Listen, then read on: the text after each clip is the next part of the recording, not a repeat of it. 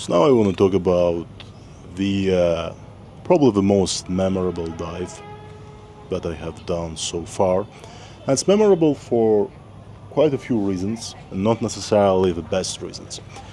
Now, it's the deepest dive. That's the first thing why it's memorable.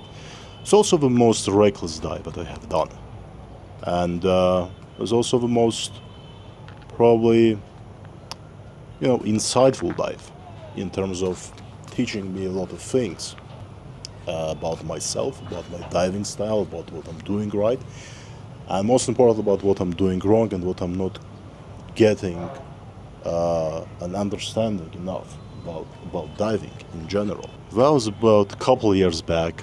I was in Phuket, and I went to my favorite place, my favorite dive site, which is around Racha Noi.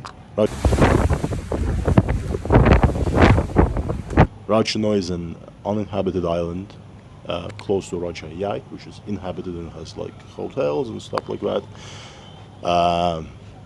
So yeah, we went to Racha Noi, and I was in a group as usual. But that day, I decided that I want to separate from the group. And the reason I wanted to separate is because I had just gotten my side mount, and now I had two tanks, unlike everybody else who was on a back mount with a single tank. So I have double the amount of air, double the capacity, and essentially double the time that I can spend on the water. So I decided to, utilize that chance and see how far I can go and see how far I can push. And that's essentially what I did.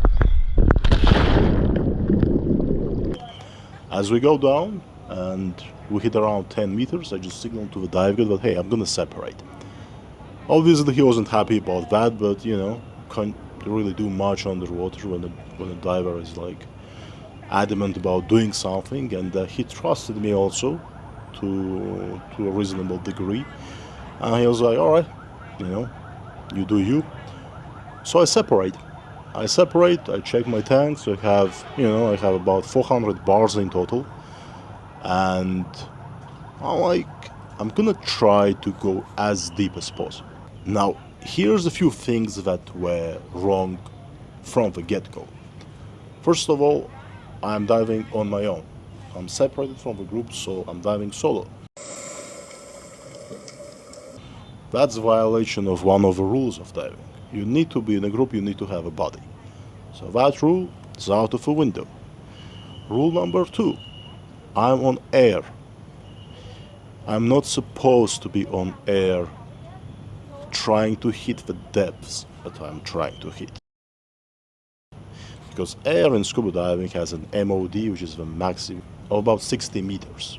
But even 60 meters is way too much on air, because what happens past around 30 or 40 meters is nitrogen narcosis.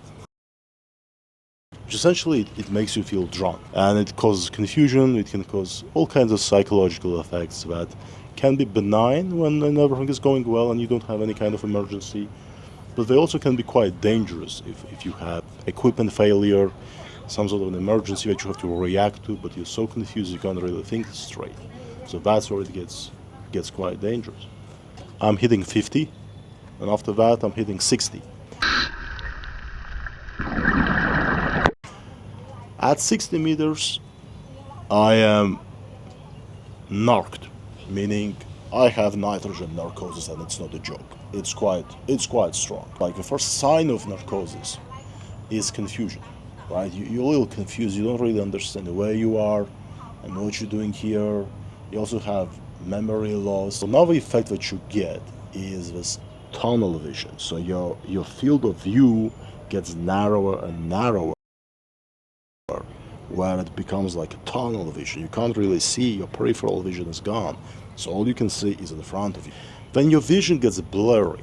And when I say blurry, I mean I couldn't even read the numbers on my dive computer, so I couldn't really see how deep I am, And then there is this state of euphoria also, like you feel your mood is elevated, you feel a little happy for some reason. I'm starting turning back, And as I go up, just go about like 10 meters higher, I'm able to read the numbers on the computer. And I can see that my max step is 60 meters. So I'm like, all right, I mean, that's a good result. But then I realize by reading the computer that I'm in deco. So I have a decompression obligation. And deco meaning that's a decompression. It means that as you ascend, you have to make stops at specified depths for a specified amount of time, and it's mandatory. You can't skip it. If you skip it, you're playing with your health, and in a severe case, you're playing with your life. People die from it very often. I mean, it's not a joke. It's called mandatory decompression for a good reason. So I go up to 40 meters and I do my first deco stop for about a minute or two. That was quite short.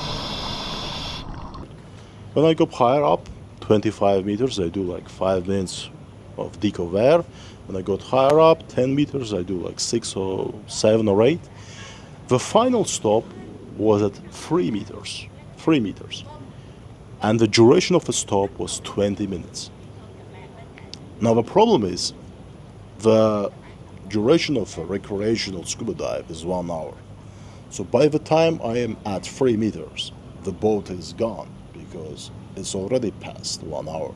So they assume that I'm either lost or something happened. So they're going to be searching and circling around the island trying to find me. But I'm not thinking about that because I'm trying to do my decompression. 10 minutes into the decompression at 3 meters, I'm out of gas. I don't have any gas. So I surface. And that's risky. That's dangerous. You can't do that. I mean, you can't do that. So I go up, and there is no boat, obviously. So I kick back to this little beach on this uninhabited island, a tiny beach with very fine sand. And I just go there and sit there. About 15 minutes later, the boat shows up. And they notice me, and I'm like, all right, well, I gotta do a little swim. In case you don't know, the first line of treatment for decompression sickness is O2, like pure oxygen. And every dive boat has a little pony tank of O2 that you can breathe. So I go on the O2, I breathe it for about 20 minutes, like everything is fine, I don't have any symptoms. In case you're curious, a round of treatment for decompression sickness can add up to $10, $15, $20,000. It's really expensive. It's really expensive. So, what saved me? Conservative settings. That's number one. Then, pure luck. I just got lucky. My body was stronger than I thought. It was well rested, probably, and I think I was also lucky that I had enough air to do most of the decompression obligation. It's not like that I skipped all of it.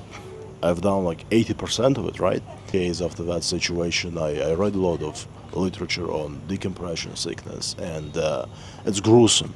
It's really gruesome, and the symptoms and everything that happens to the human body, it's horrendous, man. Essentially what happens is that your blood starts boiling inside of you, and it essentially just ruptures you. It damages your tissues. It just it fizzes up like a can of Coke, and it does massive damage. Best case scenario, you're gonna get disabled. Most likely you're gonna die, man. I mean, unless you get immediate treatment.